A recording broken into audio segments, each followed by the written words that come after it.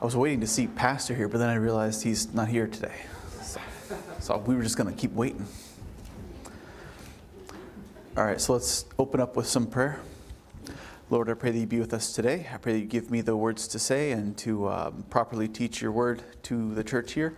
I pray that you be with Mark as he preaches this morning to us, and be with Pastor as he's down preaching in Connecticut, I believe. I pray that you just be with him, give him safe travels, help his preaching there to be effective, Lord. And I pray that you would help us to grow closer to you and closer to each other, Lord. I pray this in Jesus' name, amen.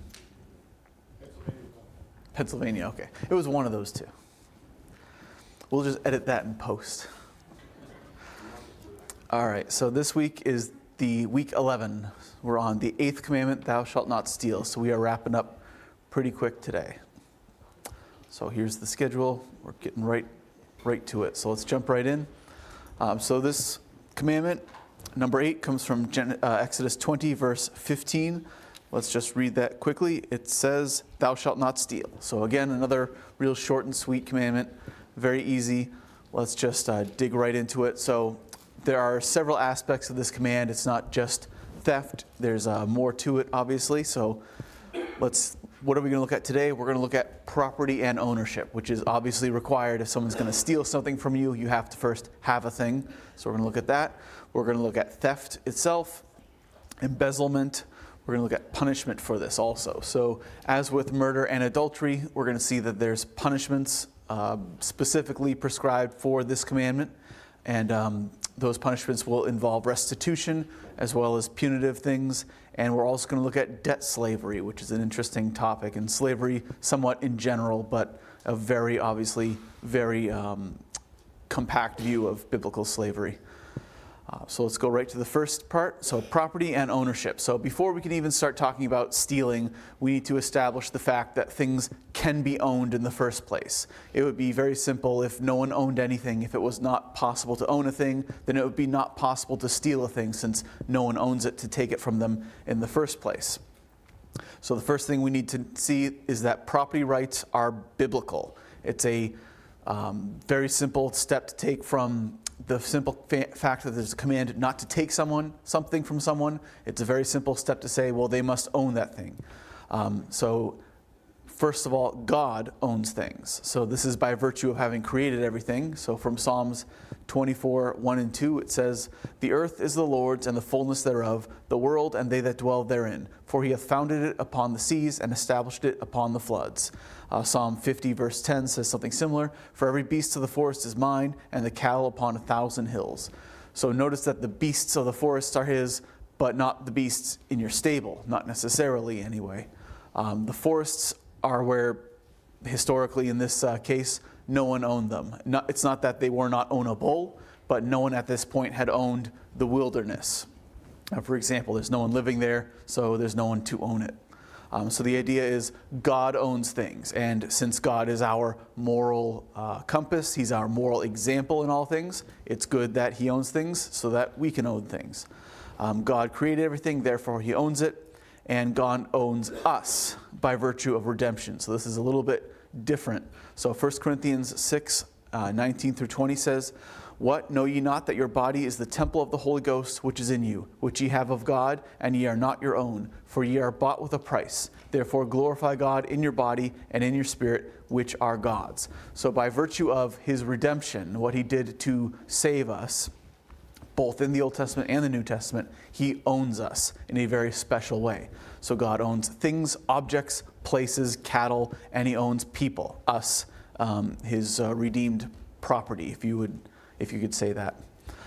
So as God is our example, he owns things, we also own things.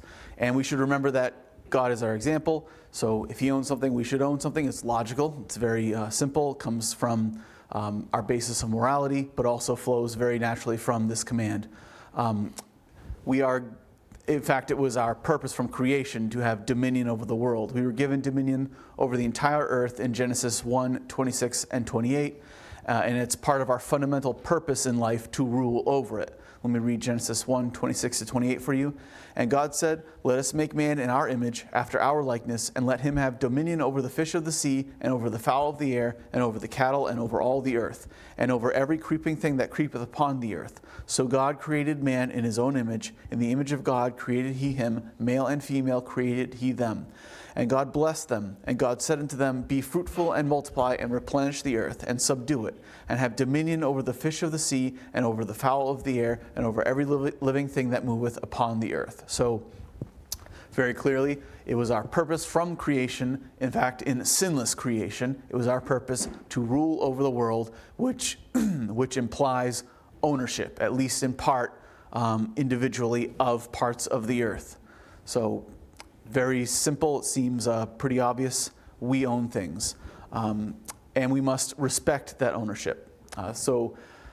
These are things that don't just belong, I skipped a point. So we own things ourselves. It's not just that God owns the world, but he says, "I'll let you take care of this one little part here for your own." No, we own them ourselves. They do belong to us in some special way.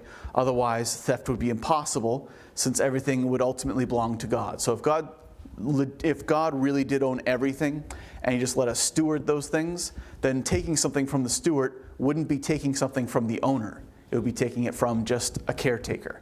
So it wouldn't really be theft in the same way. We wouldn't own things to have those things taken from us. We can see this with a case study. So in Acts 5, 1-4, you can turn there if you want, but this is the story of Ananias and Sapphira. Let me read that to you, Acts 5, 1-4. But a certain man named Ananias, with Sapphira his wife, sold a possession and kept back part of the price, his wife also being privy to it, and brought a certain part and laid it at the apostles' feet. But Peter said to Ananias, "Why hath Satan filled thine heart to lie to the Holy Ghost, and to keep back part of the price of the land? While it remained, was it not in thine own? And after it was sold, was it not in thine own power? Why hast thou conceived this thing in thine heart? Thou hast not lied unto men, but unto God." So this is just the first part of the story where Paul is just basically laying out the facts of the case. So if you read earlier chapters of Acts, you would see that many of the people in the church in Jerusalem were selling things and giving to the church for the provision of members who were absolutely destitute.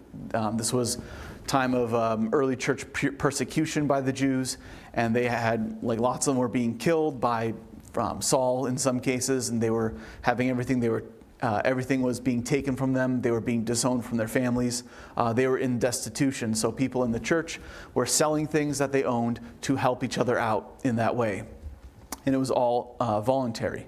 It seems that Ananias and Sapphira had made some type of promise to do a similar thing with a piece of property they owned. But when it came to time to pay up, they lied about how much it was sold for. So they said, it seems to me that they said, "We will sell this item, and whatever it gets sold for, that we will give to the church." And when it came time to do that, they saw all the money, and they said, "We don't want to give all of it away, we'll give a part of it away." And we see that Peter acknowledges that the land and the money they got from selling it belonged to them. And they are punished not for how much they gave, but for lying about the fact of how much they gave.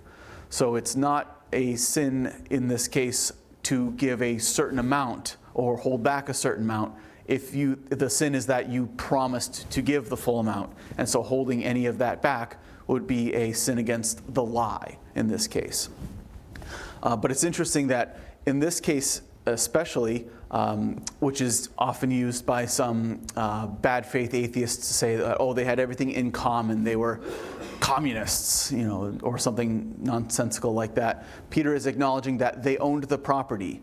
It was theirs. They had the right to do anything they wanted with it. They sold the property and they had the money. The money was theirs. They had the right to do anything they wanted with it, except that they had promised all of that money to the church. So it's not that the question of did they own the land? That was not in question. The question was not about did they own the money? That was not in question. It was how much did you promise to give? So Peter here fully acknowledging that the entirety of all their property they owned, and they could do with it what they will. So property ownership is a biblical principle, and therefore we must respect that ownership. So Matthew 22:17 through 21 teaches us that we have duties and responsibilities that we must fulfill with our property. So it's not just that we can do anything we want with it. We have very, in some cases, very specific things we must do with it. In some ways, it's pretty broad. So Matthew 22:17 through 21 says, "Tell us therefore, what thinkest thou? Is it lawful to give tribute unto Caesar or not?" But Jesus perceived their wickedness and said, "Why tempt ye me, ye hypocrites? Show me the tribute money." And they brought unto him a penny. And he said unto them, "Whose is this image and superscription?" They said unto him, "Caesar's." Then said he unto them, "Render therefore unto Caesar the things which are Caesar's, and unto God the things that are God's." So this is a classic, anytime anyone's going to talk about taxes or money due to someone, this passage is going to come up, and it's a good passage for it. Romans 13:7 tells us to pay tribute to the government. So Jesus was not saying that even though the coin had Caesar's face on it, it really belonged to God, because everything belongs to God. He was saying this does belong to Caesar, or at least some part of your money does belong to Caesar. Taxes are biblical. They are not theft. They are biblical because they are owed to the government. And every libertarian just cringed. But that's fine. The Bible is not libertarian. The most obvious aspect of respecting that ownership, so if we do own something and we must respect that ownership, the most obvious thing you can do is not steal, is to don't take anything that doesn't belong to you. If you respect someone's ownership, if I respect Chad's right to have that tie, I can't just steal it from him. That would be awful. That would be a sin, in fact, and we're going to go through that sin in somewhat detail here. So what else do we get from a natural flow of the idea of property rights from the Bible? We get lots of anti-Christian philosophies that stem up about this topic in particular. So here's one. This is everyone's favorite hobby horse to beat on. Communism, hippity-hoppity, abolish private property. Communism is anti-God in lots of different ways. It's inherently atheistic. But one fundamental aspect of communism is that it denies the idea of private property entirely. It believes that private property is the root of all evil, if you could call it that. And so since the Bible affirms private property and communism denies it, they are inherently opposed to each other. You cannot be a Christian communist. One of those philosophies will have to give, and it turns out it's always Christianity that gives. So communism, fundamentally, inherently anti-biblical and a sin. Also, phrases like "we belong to the land" or other Native American or hippie nonsense phrases, these are all anti-biblical. Biblically, the earth belongs to God by creation, and he gives it to us for the purpose of owning and having dominion over the land and cultivating the land also. The land, therefore, belongs to us, not the other way around. Anytime a hippie says, well, we belong to the land, or anytime, I don't even know if the Native Americans truly believe this, but we come from Gaia, Earth, Mother, whatever it is, and we all return back to her, and it's all this nonsense of no one belongs to themselves or no one has any ownership of anything that they own. It's all garbage. The Bible is fundamentally against it, and don't let that creep into your mind, I guess would be the application in this. We can own property, God gives us property, and we have responsibilities of certain things we must do with that property. All right, so the next step in this class is, now that we have established we can own things, what does it mean to have theft? So theft is the unlawful taking of someone else's property, summed up in Exodus 20:15, thou shalt not steal. So this is most obviously forbidden. It can take many forms, however. It's not just that you steal certain things from certain people. There's the most severe version of this is theft of a person. So if you read Deuteronomy 24:7, it would say that if a man be found stealing any of his brethren of the children of Israel, and maketh merchandise of him, or selleth him, then that thief shall die, and thou shalt put away evil from among you. So this obviously includes slavery and kidnapping. So this is a type of theft. It is the most severe type of theft, and it's the only theft in the Bible that has the categorical punishment of death. If you have kidnapped someone, if you are enslaving people, if you are stealing someone from the land, you get the death penalty. This is extremely severe. This is the worst form of punishment. It is the worst form of theft. But there are other types of theft. There's theft of goods from another person. So let's turn to Exodus 22:1. We're going to be here for a little bit. This is what everyone actually thinks about when they think about theft. Kidnapping, everyone understands is, or should understand that it's wrong. But here's where theft gets much more fleshed out, I would say. So Exodus 22:1, this is the most obvious form of theft. It is theft of goods from another person and doesn't need so much explanation or elaboration. A few weeks ago we looked at Exodus 22 when we looked at self-defense, because it's that passage that if he breaks up and you kill him while he's robbing you, there's no blood spilled for him. This chapter also includes the idea of theft. In fact, the fundamental crime being committed here was theft of breaking into someone's property to steal property from them. So we can look into that. So verse 1 says, "If a man shall steal an ox or a sheep and kill it or sell it, he shall restore 5 oxen for an ox and 4 sheep for a sheep." So very clearly, theft of goods is forbidden, and there's even punishments included in this. So you are not supposed to steal. If you do, this is how you make it right. Also included in this chapter is destruction of another's property. So this is somewhat interesting. If you keep reading in the same chapter, if you get down to verses 5 and 6, we'll see that the intentional or accidental destruction of property can also be considered a form of theft. Although it doesn't have, in the case of accidental destruction, it doesn't have the same moral issues as intentional theft, but the restitution is similar. So let's read Exodus 22, 5 and 6. "If a man shall cause a field or vineyard to be eaten, and shall put in his beast, and shall feed in another man's field, of the best of his own field, and of the best of his own vineyard, shall he make restitution.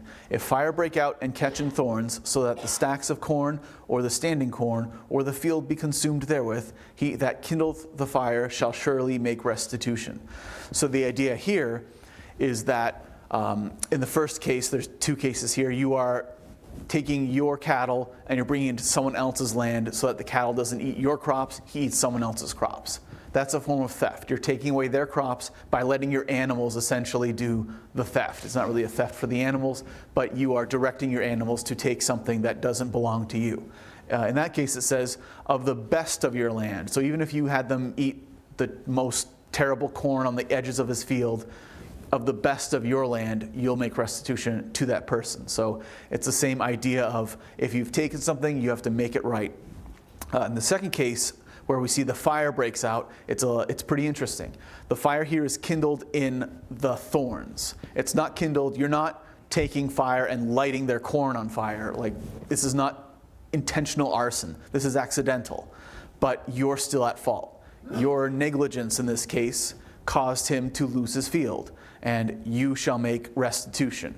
It doesn't say specify how, but the idea is you've taken something from someone, you must give it back, you must make it right in some way. So that's destruction of another's property, intentional or unintentional, has the same effect. You must make it right. If it's intentional, it's obviously a sin. If it's accidental, you still have to make it right, however. Another form of theft is withholding what is rightfully due to someone. So this comes from Leviticus 6, 1 through 5. You can turn there if you want.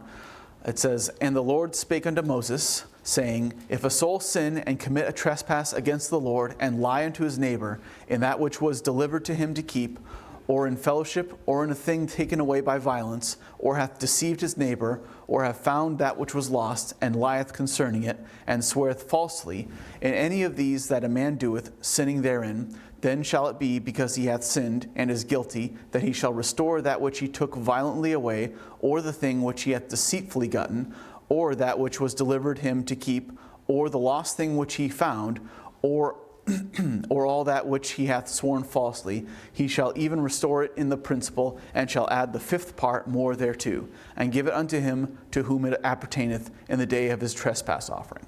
So this is the idea that if you destroy something you borrowed, or if you find something that you know belongs to someone else, and you don't give it back, that's also a form of theft.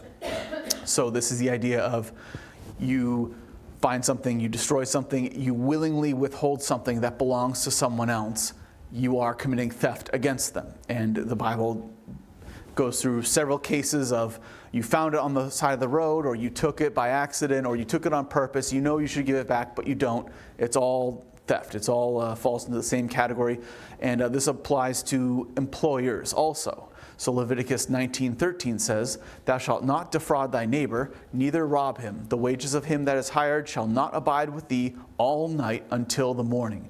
So in this case it says, if someone does work for you, you pay them right away. You don't wait until, this case, in the morning. Typically people back in the day were paid day by day. If you do a day's work, you get the day's wage. There's some parables in the New Testament that deal with that, where Christ uses it as an illustration. That's not typically the case today. Normally we're on week, 2 week, or even month paychecks. But the idea is, if you owe someone to someone, you should not wrongfully withhold it. You should not withhold it any longer than is necessary or any longer than you agreed on. To do so is a form of theft. Proverbs 3:27 and 28 says, "Withhold not good from them to whom it is due, when it is in the power of thine hand to do it. Say not unto thy neighbor, Go and come again, and tomorrow I will give thee when thou hast it by thee." James 5:4 says, "Behold the hire of thy laborers, behold the hire of the laborers who have reaped your own fields, which is of you, keep back by fraud, crieth." Let me read that again, sorry. "Behold the hire of the laborers who have reaped down your fields, which is of you, kept back by fraud, crieth, and the cries of them which have reaped are entered into the ears of the Lord of Sabaoth." So this is interesting. So this is James 5:4, where it says the money itself cries out. It says the hire cries out, meaning the money that you owe your laborers. If you don't pay it to them, it seems it's one of these strange to us concepts of your sin pollutes an object. So last 2 weeks we looked at murder pollutes the land, and so does adultery and fornication and prostitution. In the case of adultery last week, we saw all those things pollute the land. It's not just it pollutes you, it doesn't just pollute your soul. It certainly does that, but it does more than that. And in the case of murder, we saw that the blood of the earth cried out from Cain and Abel, from Cain's murder of Abel.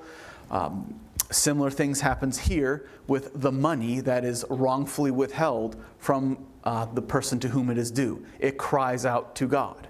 This is somewhat evidence of a public sin. This is a thing that is not just evil for the thief to hold back, but it's evil for a society to tolerate this. Malachi 3:5 also says that, "And I will come near to you to judgment, and I will be a swift witness against the sorcerers, and against the adulterers, and against false swearers, and against those that oppress the hireling in his wages, the widow and the fatherless, and that turn aside the stranger from his right, and fear not me, saith the Lord of hosts." So a large portion of the modern criticisms of capitalism sound very similar to these verses, don't they? And that's true. And those are good criticisms, honestly. When someone criticizes a corporation for wrongly treating their employees, often it's not always. A lot of times people are just whiny people. But a lot of times those criticisms are fair. When you see companies that are known for poorly treating their employees, a lot of times they get taken to court. And that's good, because to mistreat your employees, to withhold wages from them that is due to them, is a sin and not just a crime. I think it's somewhat unfair when we just dismiss all criticisms of our way of life by saying, oh, work harder or get another job or something. If there's something to those criticisms are biblically based, and we should hear them out and in some cases punish people for them. We'll get to the punishments a little bit later. Another form of theft is theft of tithes from God. So this is directly stealing from God, and it's the same idea of withholding what's due to him. This comes from Malachi 3:8. "Will a man rob God? Yet ye have robbed me. But ye say, Wherein have we robbed thee? In tithes and offerings." So the idea is you do own your money, but part of it is due to God. Part of it is due to your hireling. Part of it is due to taxes. You don't just have complete ownership of your money. You have duties to do things with those money, and one of those duties is tithing. And to withhold those tithes, which are due to God, is a form of theft. Other forms of theft is embezzlement. So this is slightly different. This is to improperly use money that was entrusted to you for a specific purpose. So it's not in the same type, it's not directly the same as theft, but it's close enough. The key difference between embezzlement and theft is that the money or goods that were obtained, they were all obtained legitimately. Someone gave you money, you obtained the money in a perfectly normal, good, and respectable way. However, you use the money for something other than what it was intended for. So if you give money to a charity, you expect that money to do the charitable thing with the charity. If you give money to a blood bank, you expect the money to be spent with, on blood-related items. If they just spend it on, fancy hotels and all sorts of things, and just give the money away to their cronies for embezzlement purposes, for reasons of other than what the money was intended for, that is embezzlement. And lots of charities get in trouble for this kind of thing, rightly so. Embezzlement would be described in the parable. So Luke 16, 1 through 2, Jesus tells this parable. And he said unto his disciples, there was a certain rich man which had a steward, and the same was accused unto him that he had wasted his goods.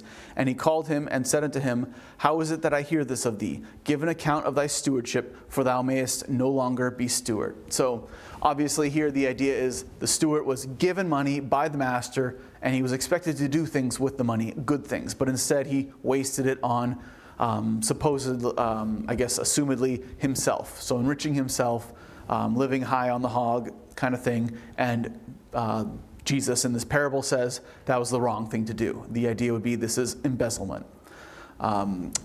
It seems that Paul was, for another example, it seems that Paul was accused of doing this very thing by some in the church of Corinth. So it seems that he was known to bring money from other churches, from church to church. You can read about that in certain places. But the idea is Paul was very famous for going from church to church throughout his whole ministry. He never stayed at one place too long. But as he would go from church to church, he would bring money, he would bring letters, he would bring goods to help out those churches. So it seems that at some point he was accused by some people in Corinth of embezzling some of that money. In 2 Corinthians 7:2, it says this, receive us, we have wronged no man, we have corrupted no man, we have defrauded no man. And then in 2 Corinthians 12:17, it says, did I make a gain of you by any of them whom I sent unto you? I desired Titus, and with him I sent a brother. Did Titus make a gain of you? Walked we not in the same spirit? Walked we not in the same steps? So Paul is defending himself against these accusations, saying, am I rich? Have I defrauded you? Has any of your money gone missing? When I sent Titus and Timothy, did they make themselves rich off you? The idea is he's defending himself against vague accusations of of embezzlement rather. Saying that at no point can you point to any evidence of me mishandling your money. And this kind of idea has... Though this idea is not without merit. So in modern churches, if you look at any televangelist, like a Joel Osteen type, they embezzle money all the time. In fact, to even call themselves a church is taking the Lord's name in vain, and any money given to that church is embezzled probably by the inherent nature of it not being a church or by being a false church. But anytime there's scandal or anytime there's accusations of these televangelists by the lost saying, you're worth $20 million, how are you following in Jesus' footsteps? Those are good criticisms. It's not that we should impoverish our pastors. Obviously, that's wrong. But to make them worth millions, in some cases hundreds of millions of dollars, that's wrong. That's not what the money entrusted to the church is for. It's not to make someone rich. It's to do God's will, to do God's work on earth. And so anytime someone finds $600,000 stuffed into Joel Osteen's bathroom wall, which really happened, that's all theft. That's all embezzlement. You are stealing, in that case, from God and from good-natured people who have been misled by you. So that is definitely a sin. That is definitely embezzlement. Not to make an accusation. It's all allegedly, obviously. So let's look at punishments just to wrap up this class, and we're doing pretty good on time. So just like with the commands against murder and adultery, theft fits into the same pattern. There are punishments which are prescribed for it. So turn back to Exodus 22, if you've left there anyway. So we see that the first aspect of punishments which are laid out for the sin of theft, we see that repayment with the goal of restitution is part of the punishment. So it's not just that you swat them and they say ow and that's good enough. No, you have to make right the wrong you've committed. So Exodus 22:1 says that the theft should be punished by forcing a multiple repayment to the victim. So clearly this provides restitution. In fact, it provides much more than restitution. It's not just restitution, it's a punishment in and of itself. If it was just restitution, it would be one-to-one or one-to-one with a little bit of payment for their inconvenience. But that's not the case. Punishment is not just to restore that which was lost. Punishment is meant to be punitive. And to remove the punitive part of punishment is missing a huge part of fundamentally what punishment is for. This idea is repeated in Proverbs 6:30 and 31, which says, "Men do not despise a thief if he steal to satisfy his soul when he is hungry. But if he be found, he shall restore sevenfold. He shall give all the substance of his house." And in Luke 19:8 it says, "And Zacchaeus stood and said unto the Lord, Behold, Lord, the half of my goods I give to the poor. And if I have taken anything from any man by false accusation, I restore him fourfold." So in this case, Zacchaeus was understanding this issue.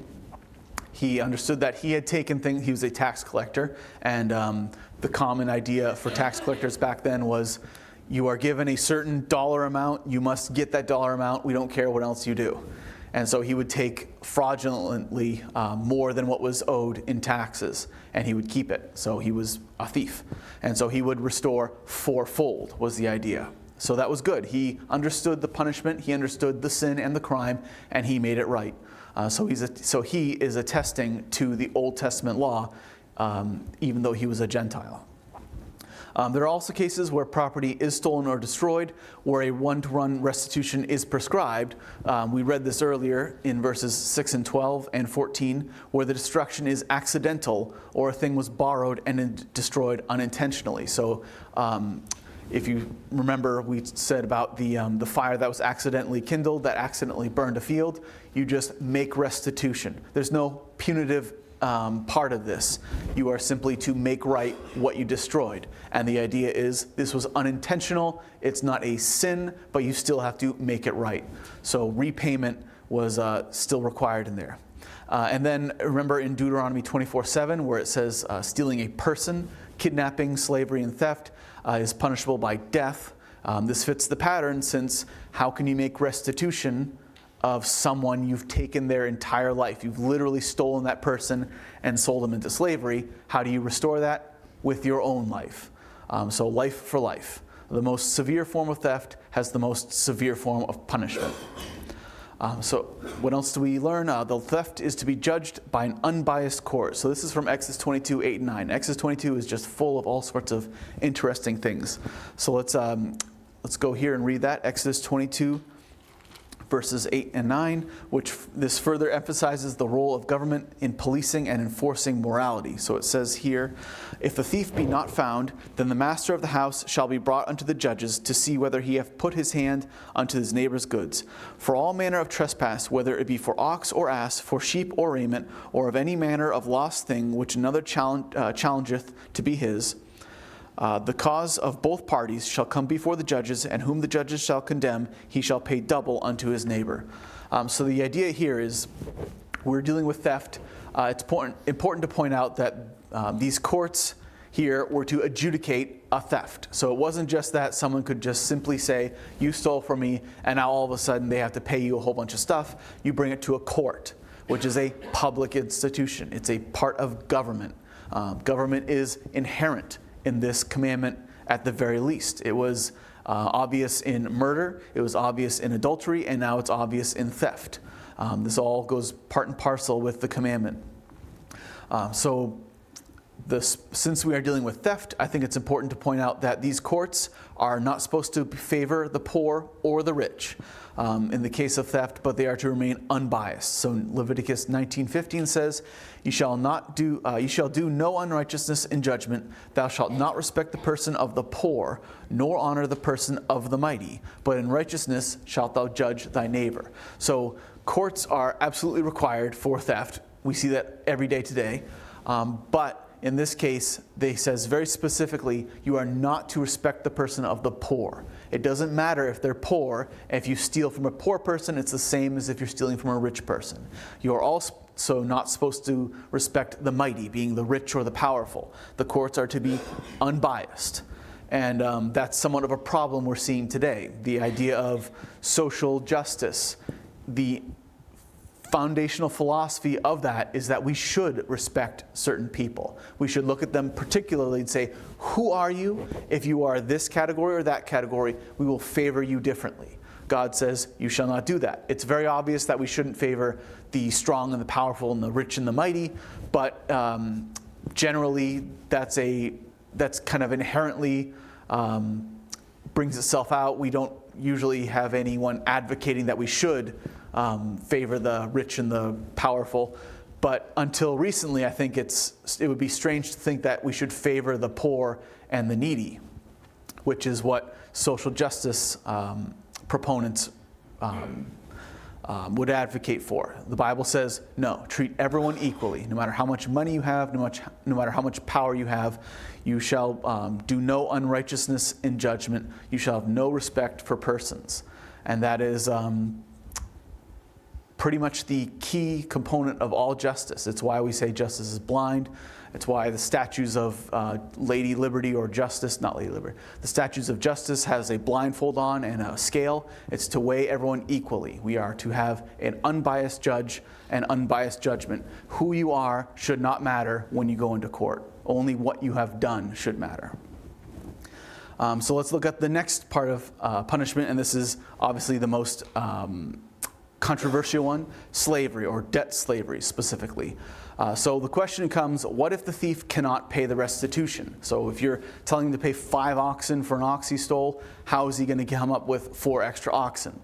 Exodus 22:3 says that if he cannot pay his debt, he should be sold for his debt, which opens a large can of worms that we're going to deal with very briefly. The idea of biblical slavery is much bigger than what we're going to cover, but we're going to hit some points of it right now. So first of all, debt slavery is biblical. We just read about it in Exodus 22, verse 3. If the sun be risen upon him, let me skip down. If he have nothing, then he shall be sold for his theft. So I guess we didn't read that today, but I just read it for you. In verse 3, he shall be sold for his theft. Debt slavery is a biblical principle. Debt slavery is punitive and restorative. It does fit both parts of punishment. It restores what was lost by having him work off the debt, and it punishes the person by obviously enslaving him. This is good. It fits the punishment properly, it fits the pattern, and it is generally good. It provides a way for the poor to be punished that I would argue is probably more moral and preferable than imprisonment. You're just going to throw someone in prison for 10 years when he could be working off the debt and still live with his family and still have a real life working off his debt instead of rotting in prison for a decade or so. That's obviously better. Obviously, the idea of slavery is not the same as we would know from old American slavery or most of ancient slavery anywhere in the world. Debt slavery is somewhat separate. It also provides a way for the victim to be made whole. So if you just simply throw someone in prison for 10 years, how does the victim feel about that? He doesn't get anything from that. That's not good. If anyone's tried to collect debt on a poor person, on someone who doesn't own anything, landlords have this problem all the time. If you're trying to collect debt on a poor person who doesn't have a home, who's basically, once they leave your apartment, you have no idea where they went, it's practically impossible to do that. They simply never pay their fines, and the only real punishment you can actually give them is to put a mark on their credit score. So you're never restored. Punishment is never made for that theft of what was owed to you. All you're doing is slightly inconveniencing the person who stole from you. So obviously, what we're doing today in that case is not good. Much better, I think it would be to put them into some form of debt slavery for the tiny amount they owe you. It wouldn't be long, but essentially it's kind of the idea of garnishing their wages, but a much more severe form of it. So that's debt slavery. Let's also look at non-punitive slavery. So just to kind of round off the whole category of slavery, outside of punitive slavery, there was a more common type of slavery that we would recognize as the old practice of indentured servitude. This is where someone would willingly sell their services to someone for a set period of time in exchange for money up front. So this was common in old America, where to make the expensive trip across the Atlantic, people would say, I will sell myself to you for 7 years in the New World, just get me there and get me established. And that was very common. It was perfectly legal and perfectly fine.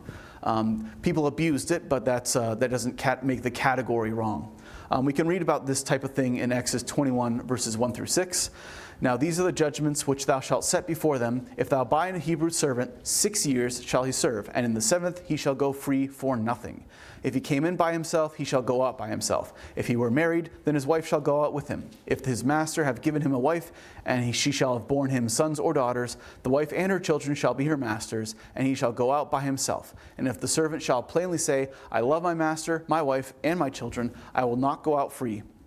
Then his master shall bring him unto the judges. He shall also bring him to the door, or unto the doorpost, and his master shall bore his ear through with an awl, and he shall serve him forever. So the idea here is you can sell yourself into slavery, if you will. You become an indentured servant, and your master has to treat you in certain ways. And when your time is up, you're done, you're gone, you're free, all your debts are paid, you are free to go.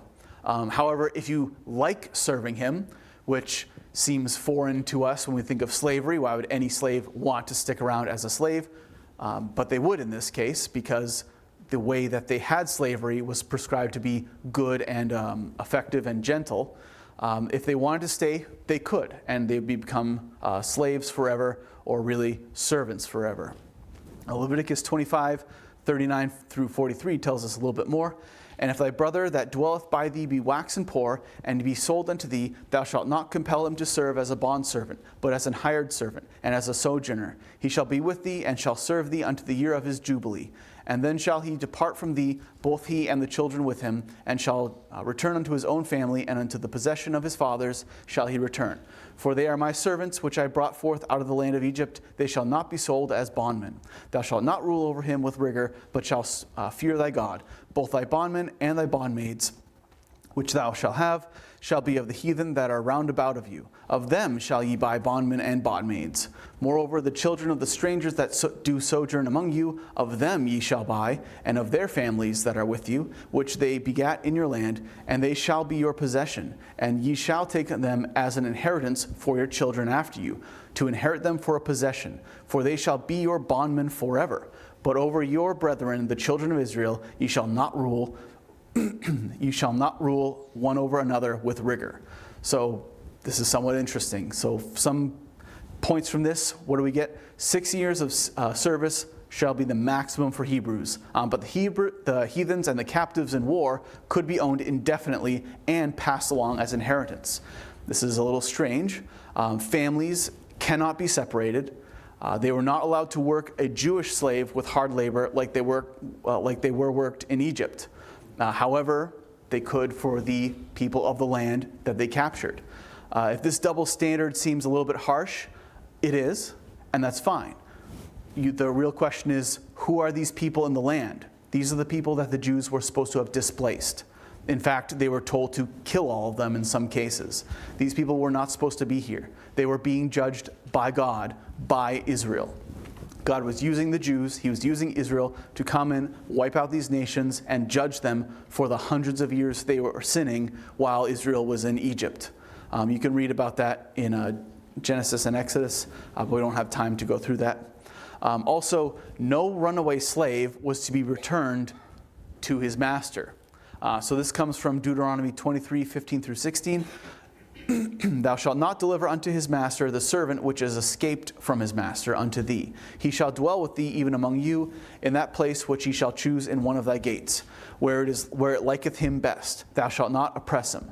So the idea here is, if someone is being mistreated, they're gonna run away. If they do run away, you are not to return them. They must have had a good reason to run away from their master.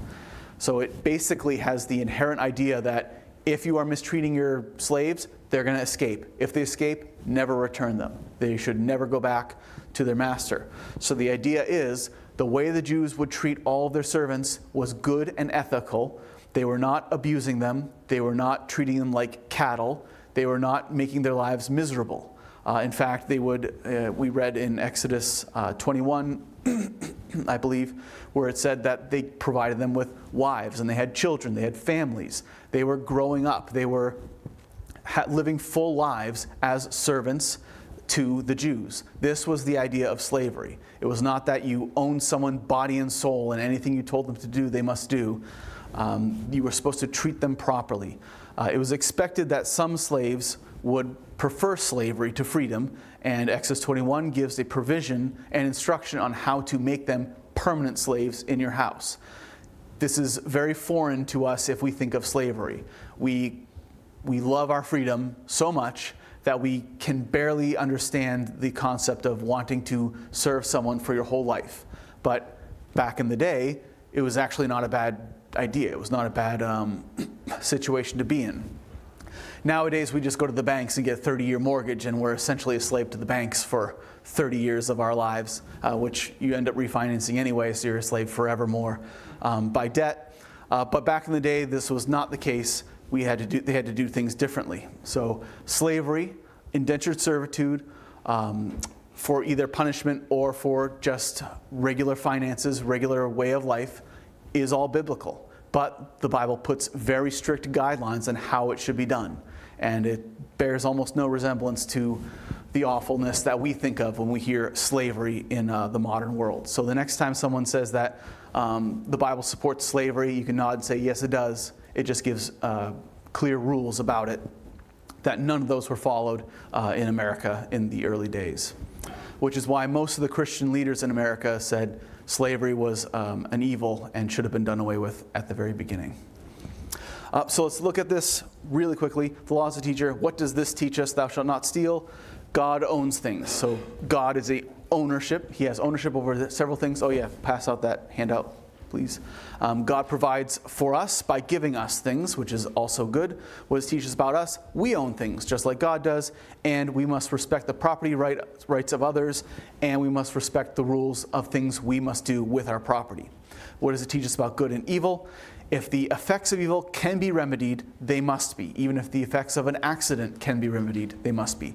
And denying property rights is fundamentally evil, and any philosophy that grows from that is fundamentally evil. So so what happens if we apply this properly? We have property rights, which come straight from this commandment. We have security in our goods and our businesses. We have honesty in our contracts and our wages. We have mutually beneficial trade, since if you want something, you can't just take it. You have to give them something for it. So it gives us economy. It gives us all this basic framework for all these things. Application very easily: do not steal. Be diligent and honest in your business, and honor your contracts and your promises every time you make one. So next week, here's a brain teaser for you. Here's the question you all should be getting. Is it morally permissible to intentionally deceive someone without explicitly lying to them? So can you mislead someone? As long as you don't say something technically a lie, can you mislead someone? Can you deceive them? Is that morally permissible? That's your question for next week. And that's it. You're all dismissed.